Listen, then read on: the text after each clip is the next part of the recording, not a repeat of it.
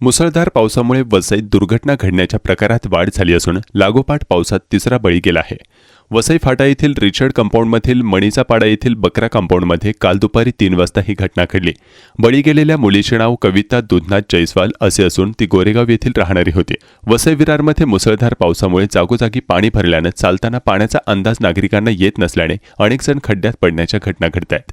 त्यातच वसई फाटा येथील रिचर्ड कंपाऊंडमधील मणीचा पाडा येथील बकरा कंपाऊंडमध्ये काल दुपारी 3 वाजता ही घटना घडली.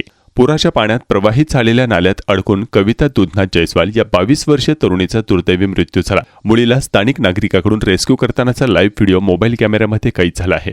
त्यामुळे पुराच्या पाण्याचा प्रवाह किती होता हे समोर आले आहे.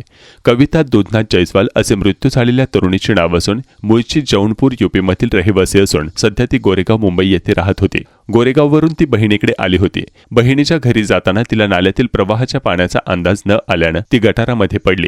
स्थानिक नागरिकांनी तत्काळ तिला बाहेर काढण्यासाठी प्रयत्न केले पण वाचवण्यात तिला यश आले नाही. यापूर्वी वसई विरार नालासोपाऱ्यातील अतिवृष्टीचे 2 बळी गेले होते. त्यात एकाची ओळख पटली होती. दोन्ही घटना या वाल्यू पोलीस ठाण्याच्या हद्दीतील घडल्या होत्या.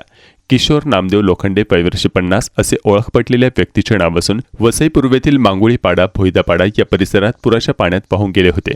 त्यांचा मृतदेह वसई पूर्वेतील मधुबन येथे मिळाला होता तर दुसऱ्या मृतदेहाची ओळख मात्र पटलेली नाही.